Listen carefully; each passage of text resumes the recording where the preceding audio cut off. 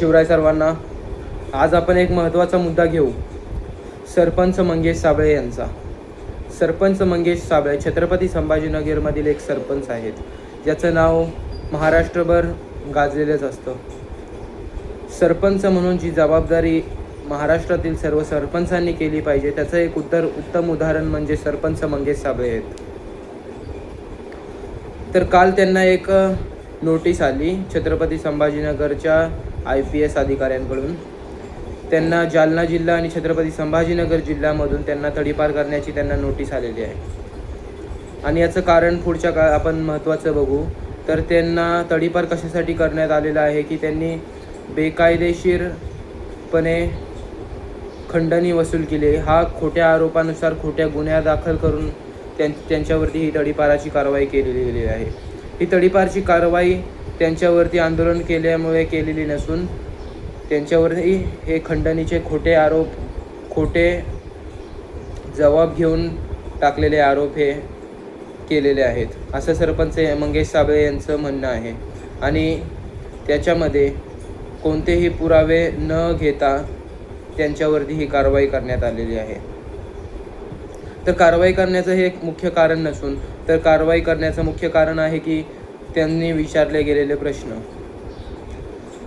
अधिकारी असतील किंवा इतर लोक असतील जे बेकायदेशीरपणे काम करत आहेत, जे छत्रपती संभाजीनगर शहरामध्ये अवैध धंदे सुरू आहेत, मुलांच्या शिक्षणाविषयी, शाळा जे जिल्हा परिषदेच्या शाळांची जी महाराष्ट्रभर अवस्था सुरू आहे त्यांच्याविषयी, आणि महत्त्वाचं सर्वात म्हणजे महाराष्ट्रातील शेतकऱ्यांविषयी त्यांनी जे आंदोलन आत्तापर्यंत केले, तर मागच्या 7 वर्षापासून ते या कार्यामध्ये नेहमी सक्रिय असतात.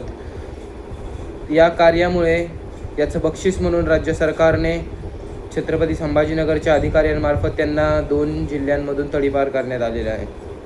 का तर ते प्रश्न विचारतात. आता गृहमंत्र्यांचं एक खूप छान कार्य आहे बघा. आता मागच्या 2 दिवसापूर्वी एक स्वयंघोषित OBC नेता होता, ज्याने मराठा समाजाच्या मुलींवरती चुकीचं वक्तव्य केलेलं होतं. आणि काल त्याचा गेवराई या परिसरामध्ये तो आला होता. तर त्याला एक मोठ्या प्रमाणात पोलीस प्रोटेक्शन या महाराष्ट्र सरकारच्या सिस्टमच्या गृह खात्यानं त्यांना दिलेलं होतं. म्हणजे एखादा व्यक्ती जो राज्य नासवण्याचं काम करतो, राज्यामध्ये दरी निर्माण होईल असं काम करतो, त्याला हे राज्य सरकार, हे गृह मंत्रालय प्रोटेक्शन देतं. पण जे शेतकऱ्यांसाठी, विद्यार्थ्यांसाठी काम करत असतात, समाजासाठी काम करत असतात, त्यांच्यावरती हे सरकार कारवाई करत असतं.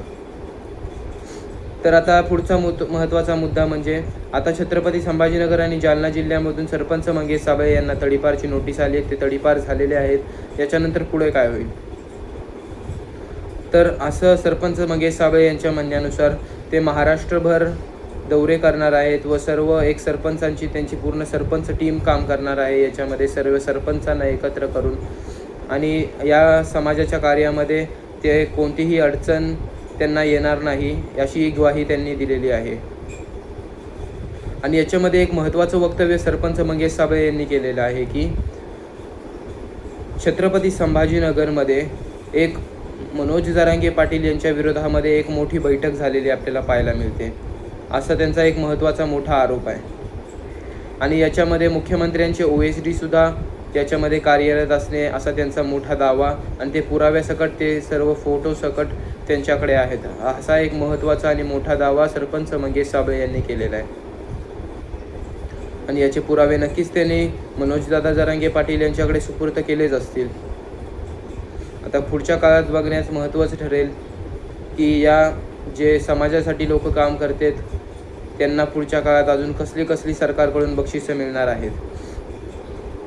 आणि याच्या पद्धतीचं एक महत्त्वाचं त्यांचं अकाउंट हँडल फेसबुकवरून, इंस्टाग्रामवरून त्यांचं ते म्हणजे भारतामधून बॅन करण्यात आलेलं आहे. हे कोणाचं होतं असे बॅन? जे फेक IT सेलवाले चालवतात, जे फेक न्यूज देतात, IT सेल कोणाची बदनामी करतात, या महाराष्ट्रामध्ये त्यांचं कधीच अकाउंट बॅन होत नाही. पण जे समाजाचं काम करतात, प्रश्न विचारतात, त्यांचं लगेच अकाउंट बॅन होत असतं.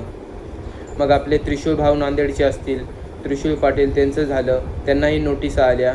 आपले रविराज भाऊ साबळे असतील, त्यांनाही अशाच नोटीस आल्या. त्यांचेसुद्धा दोन्ही इंस्टाग्राम आणि फेसबुक हँडल भारतामधून त्यांना डिसमिस करण्यात आलं.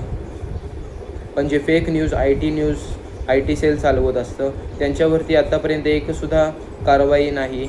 याच्यावरती महाराष्ट्राच्या जनतेनं विचार करण्यासारखी ही गोष्ट आहे. जय शिवराय.